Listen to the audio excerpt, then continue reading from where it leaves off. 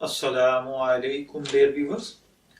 इज़्दवाजी जिंदगी के मसाइल पर मबनी आपके फेवरेट चैनल मैरिटल लाइफ से मैं हूं प्रोफेसर शब्बीर अहमद।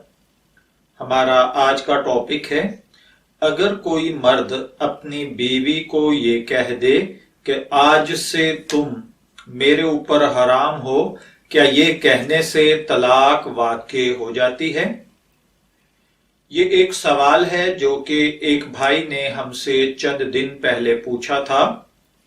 वो कहते हैं कि कुछ दिन हुए उनकी बीवी ने उनकी वालिदा से लड़कर अपने मेके चली गई और अक्सर वो अब इनकी वालिदा के साथ लड़कर मेके चली जाती हैं।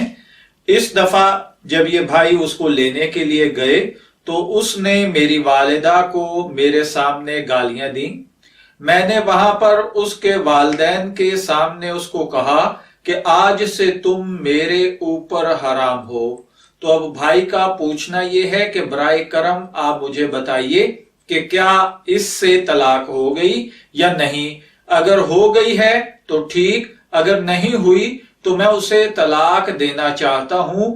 आपकी इत्तला के लिए अर्ज है कि वो 7 माह की हामिला भी है। देखिए मेरे भाई, आज से मेरे ऊपर हराम है कि अल्फाज से एक तलाक बायना पड़ जाती है। वज़ा हमल से उसकी इद्दत पूरी हो जाएगी। इसके बाद वो दूसरी जगह निकाह कर सकती है। अगर आपका गुस्सा उतर जाए तो आपसे भी दोबारा निकाह हो सकता है, इद्दत के अंदर भी और इद्दत के बाद भी। आपकी तरफ से एक तलाक आपकी बीवी को हो चुकी है और वो आपकी तलाक के साथ ही निकाह टूट चुका है।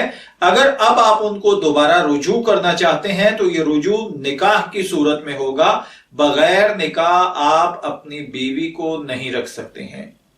मैं दुआ गो हूं कि अल्लाह ताला हमें ऐसे अल्फाज से महफूज रखे। इजाजत चाहेंगे, फिर मिलेंगे किसी नए टॉपिक के साथ। तब तक के लिए अल्लाह हाफिज।